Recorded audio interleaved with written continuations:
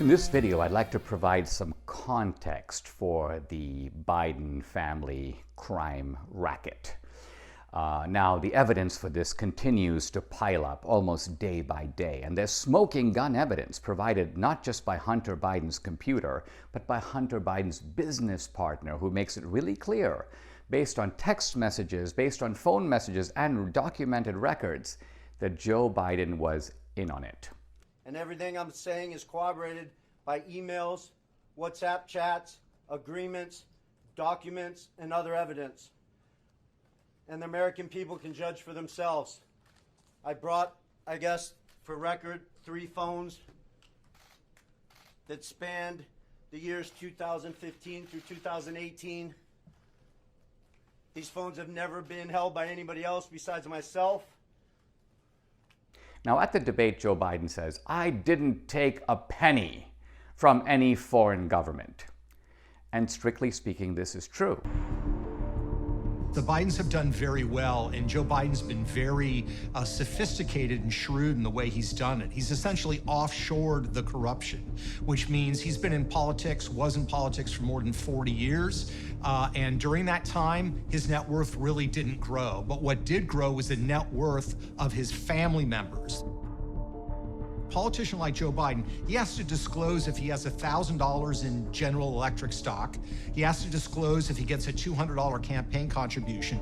But if his brother gets a massive government contract, if his son does a massive private equity deal with a foreign government, there's no disclosure requirement.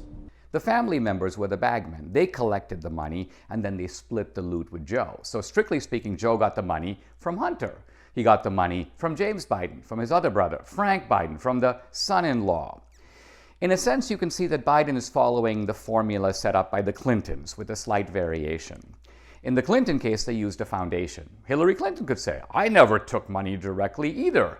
She didn't. The money went to the foundation, and then coincidentally, Hillary Clinton would deliver policy favors. She was basically selling foreign policy, but not directly. The foundation here was the bag man. Now, the point here is that you have Biden, you have Hillary. These are people who have gone from $0 to $100 million on a government salary. Ordinarily, that's impossible. You can't do it. So how does Biden have multiple homes, private planes, domestic staff, the kind of perquisites of the super rich? He didn't build the Woolman Ring. He didn't build the Trump Tower. He didn't invent the iPhone. He didn't start a business. He essentially has gone into the business of politics. And that's a distinctive feature of American socialism. Notice that the American left says, we want to be like Scandinavia. We want to follow the model of Norway and Sweden. Can you name a Scandinavian politician who has gone from 0 to 100 million euros on a government salary? Never. That does not occur. But it does occur in my wife's native country, Venezuela.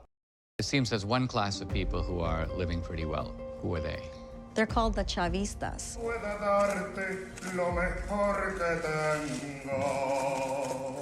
They're socialists. They kept their cars, they kept their way of life. They don't seem to have any problem with food shortage there. Hugo Chavez died a billionaire. His family is the richest family today in Venezuela.